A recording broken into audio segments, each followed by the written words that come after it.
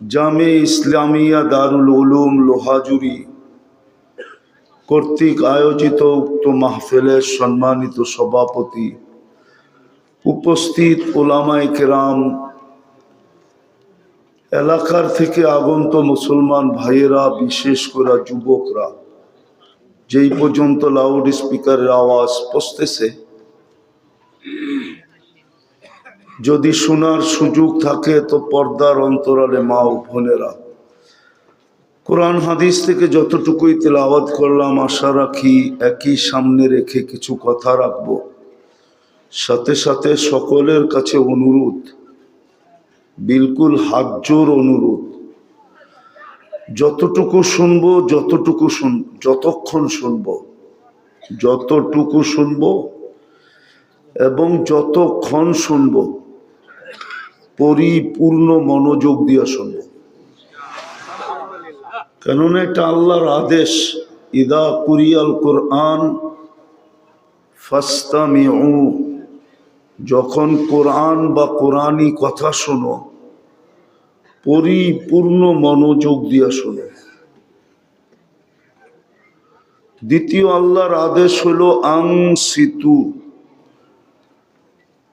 পরিবেশটাকে বিলকুল নিচুম করে শোনো, আওয়াজহীন। লাভ কি হবে? লাআল্লাকুম তুরহামুন। তাইলেই কিন্তু আল্লাহর রহমতের ছোঁয়া লাগবে। পরশ পাথরের ছোঁয়া লাগলে যেরকম লোহা সোনা হয়, যদিও মানুষ বলে, কিন্তু এটার কোনো অস্তিত্ব নাই, এটা একটা কথা আর কি। এরকম পাথর দুনিয়াতে আজ পর্যন্ত মানুষের হাতে আসে নাই যে লোহায় লাগলে সোনা হয়ে যাবে। কিন্তু মাইনা নিলাম, লোহায় যেরকম পরশ পাথরের ছোঁয়া লাগলে সোনা হয়, এটা তো প্রবাদ বাক্য, কিন্তু রহমতের ছোঁয়া যদি লাগে তাহলে এটা সোনা হয়, এতে কোনো সন্দেহ নাই।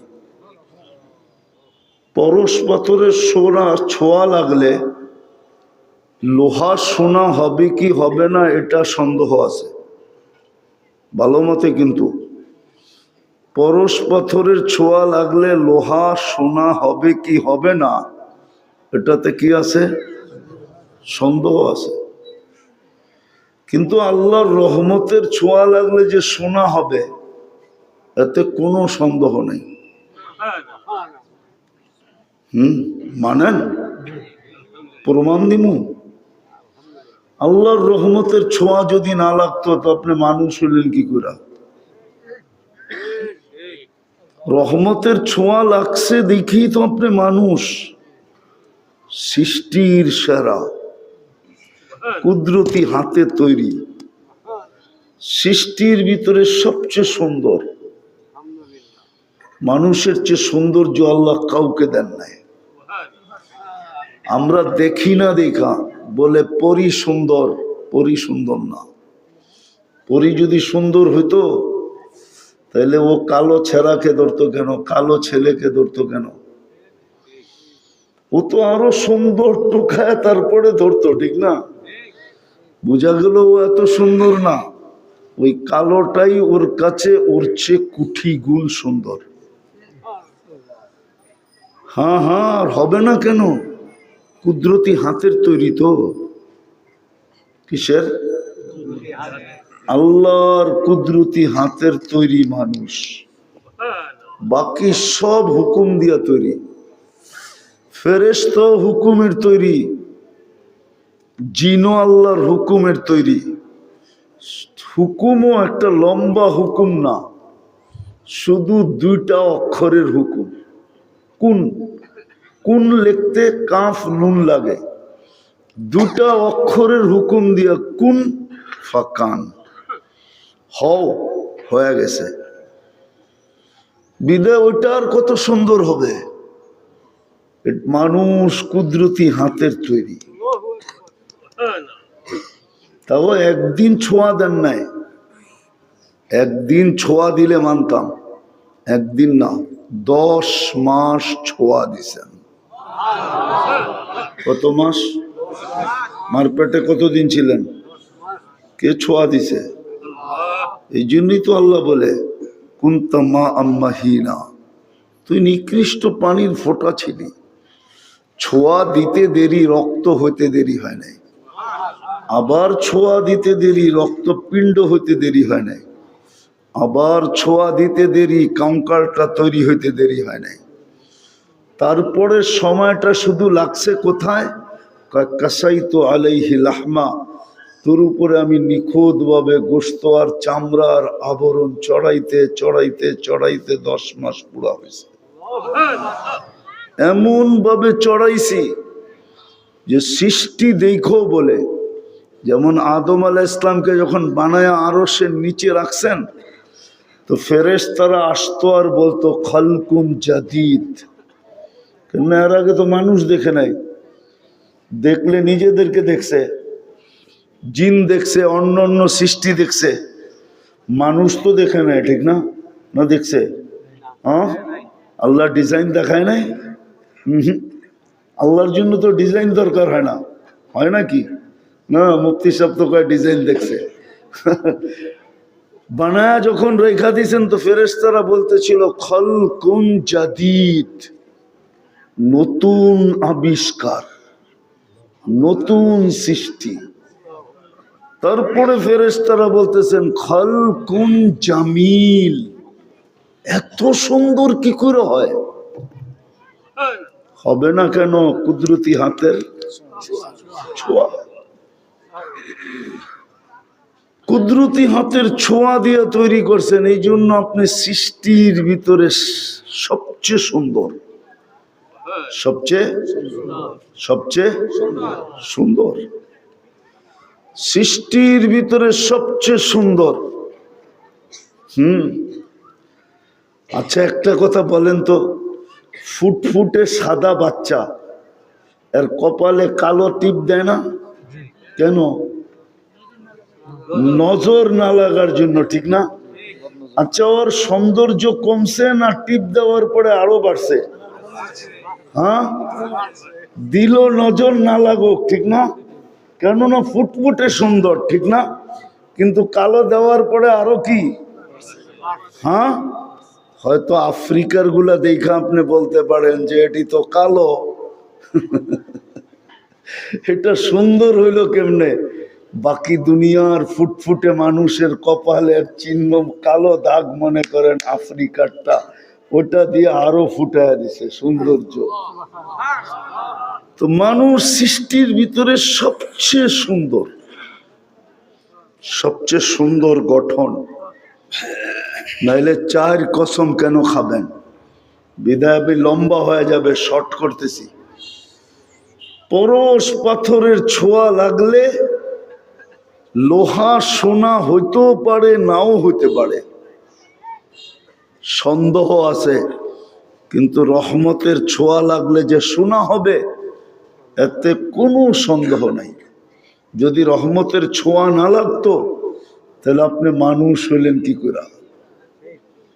সৃষ্টির ভিতরে সবচেয়ে সুন্দর হইলেন কি করে? সৃষ্টির ভিতরে সবচেয়ে সুন্দর গঠনের অধিকারী হইলেন কি করে? আরে বলেন না, সৃষ্টির ভিতরে সবচেয়ে সেরা হইলেন কি করে?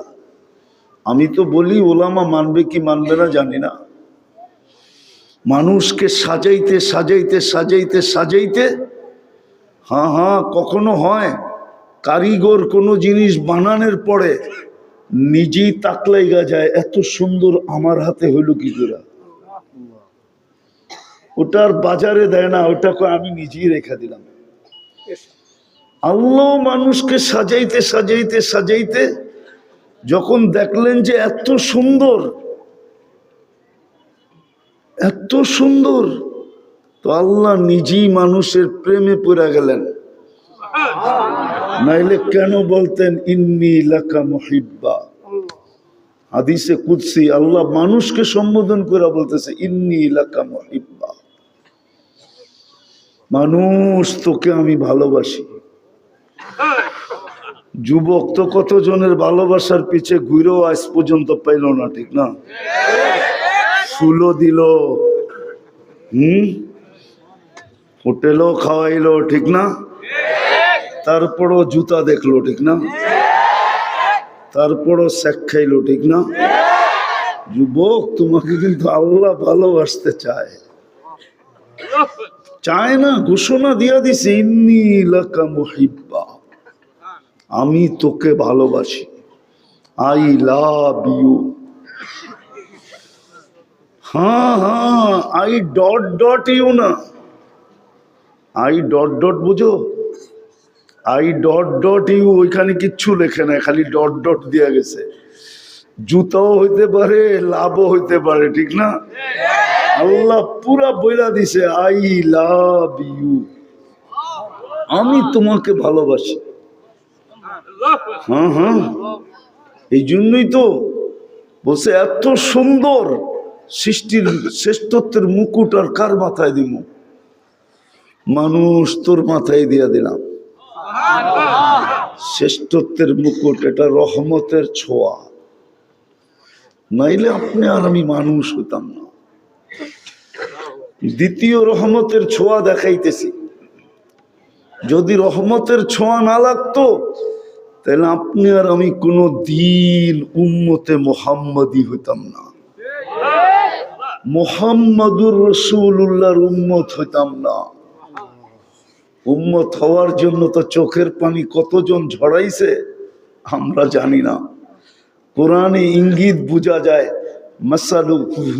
মাসালুহুম ফিত তাওরাত ওয়া মাসালুহুম ফিল ইনজিল। আল্লাহ বুঝাইতে চাইতেছেন আসমানি কোনো কিতাব আসে নাই।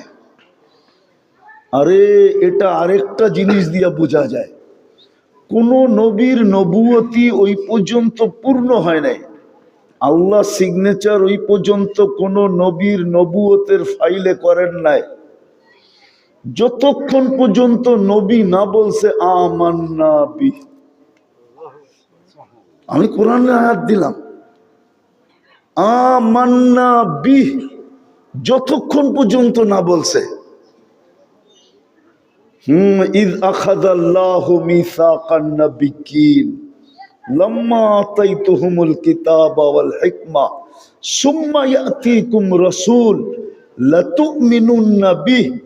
তারপরে নবীরা বলছে আমান্না বিহি।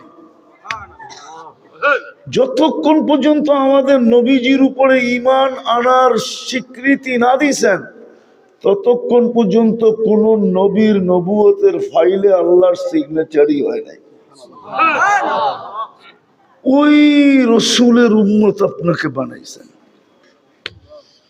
ওটার ভিতরে আদম থেকে ঈসা আলাইহিস সালাম পর্যন্ত সিগনেচার করছে আমান্না বিহি, আমরা ঈমান আনলাম। যদি রহমতের ছোঁয়া না লাগতো তাহলে ওই নবীর উম্মত হতেন কি করে আপনি? আমাকে বোঝান। চাইও তো হইতে পারলো না। মুসা আলাইহিস সালাম তো চাইলেন, ফাতারাদাত তাওরাত, তাওরাত কিতাবকে সরায়া দিয়া বললেন ফাজআলনা মিন উম্মতি মুহাম্মদ, আমাকে উম্মতে মুহাম্মদ বানায়া দেন। তৌরাত কিতাব উঠাইলেই তো দেখি উম্মতে মুহাম্মাদি, উম্মতে মুহাম্মাদি, উম্মতে মুহাম্মাদি, শুধু উম্মতে মুহাম্মাদির আলোচনা দিয়েই তো ভরা। এমন হবে, তেমন হবে, এই হবে, সেই হবে, শুধু উম্মতের মুহাম্মাদির প্রশংসা দিয়ে ভরা। খুললে খোলা যায় কিন্তু সময় নাই, খুললে সারা রাত্র খোলা যায়। মুসা আলাইহিস সালাম কে আল্লাহ এই উম্মতের ফজিলত কত শুনাইছেন, উম্মতই তো নিজেকে চিনল না। আজকে উম্মতের যুবক নিজেকে চিনে নাই, ওর ভ্যালু কত? পুরুষ চিনে নাই তার দাম কত, নারী চিনে নাই তার মর্যাদা কত।